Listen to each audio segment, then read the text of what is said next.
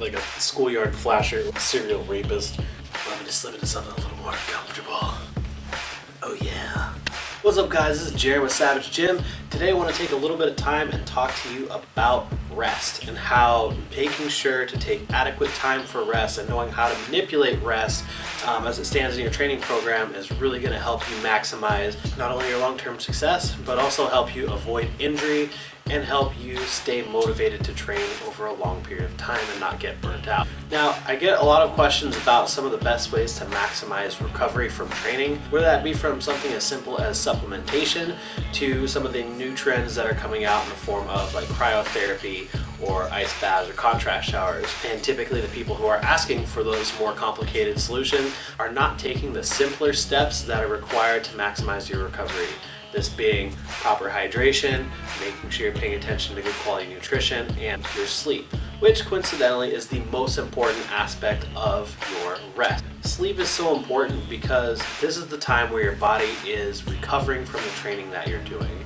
Remember back to that SRA curve that we talked about in that previous video, we have to induce the stimulus with our training and we have to allow enough time for us to recover from that training to see any potential benefit. If you're regularly somebody who does not get enough sleep or gets poor quality sleep, you're not going to recover as efficiently as possible to see the results of your training. In general, anywhere from 6 to 9 hours is what's typically recommended, although I would say that athletes that train hard need to be shooting for at least 8 hours of good quality sleep. The quality of your sleep is always going to be more important than just the quantity, and as we get older we tend to get poorer and poorer quality sleep. Probably from life stress, probably because as we get banged up, you get woken up in the night, or you have to pee, or you have sleep apnea, and your wife kicks you in the back, or at least she says she doesn't kick you in the back, but it feels like you got kicked in the back, so you wake up because you were snoring again. Unfounded, please don't beat me. There are a few things that you can do to maximize the quality of sleep that you're getting over the course of the night. The first being making sure that you are sleeping in a slightly cool, dark room. If you have access to a blackout shutter, that's going to be the best because you're going to be able to get a better, deeper sleep in a dark room. Also controlling the temperature. Typically something in the low 60s is going to be best for promoting a good quality REM sleep. As far as supplementation, magnesium and melatonin are two great natural supplements that can help enhance your quality of sleep. Shake break. The next aspect of rest that we're going to discuss is that of the deload. Now, a deload is nothing more than a temporary reduction in either the volume of training that you're doing or the intensity of training that you're doing. The reason we incorporate a deload into our training is because over the course of many weeks of hard, intense training, we accumulate a lot of fatigue on the body. Now, kind of related to what we talked about with the SRA curve, fatigue masks your fitness or the positive benefits that we receive from the training that we're doing. If we allow this to go on for too long without allowing the fatigue levels to drop, one, we don't realize the fitness that we've accrued from our training, but two, we also set ourselves up to either plateau with our results or possibly sustain injuries because we've trained for such a long time at an intense level without any kind of a break. Because of this, doing a regular deload can have a ton of benefits, not just for your central nervous system, but also for your emotional state, because it can get draining mentally and emotionally to go hard in the gym week after week, month after month without a break.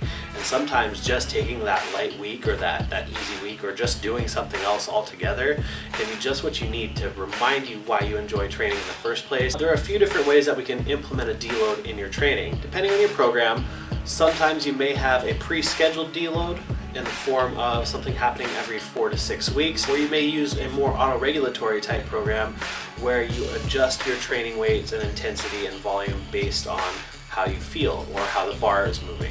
In general, I typically recommend taking a deload every 6 to 8 weeks during a higher rep, higher volume hypertrophy type phase, every 4 to 6 weeks during a moderate rep, higher weight strength phase, and every 3 to 4 weeks during a heavier weight, lower rep peaking type phase. To do this, you'll want to, in general, start by reducing your volume and intensity by roughly 50% for anywhere from 4 to 7 days. Although it is entirely possible to deload just the volume of training that you're doing while maintaining the intensity. Another aspect of rest to take into consideration is the amount of rest that we take between training sessions. Now, it's important to note that soreness or DOMs if you're a douchebag on the internet who wants to pretend like you know a lot about working out and drop vocabulary words to impress people, is not a good indicator for whether or not you're prepared to train again. And in general, because your body's typically smarter than you are, it can adapt to most of the different stimuli that you throw at it.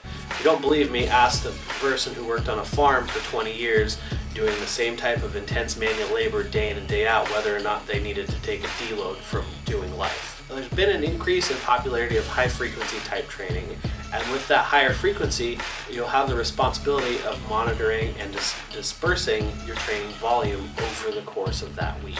If done correctly, you can adapt to this style of training and get the benefits of being able to practice the technique of a movement multiple times per week. If you're training a movement just once a week, then you have to realize that volume is still a primary driver in progress, and you'll have to train a higher degree of volume in that given session that could otherwise be split up over multiple sessions per week.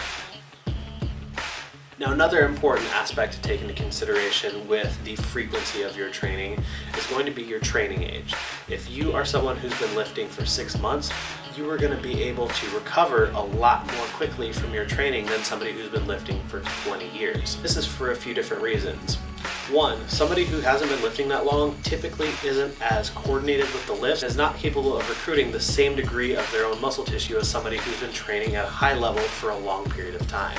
Because of this, they're not able to accrue the same amount of fatigue as a more advanced lifter because the poundages are just absolutely less, and their ability to recruit muscle tissue is also less.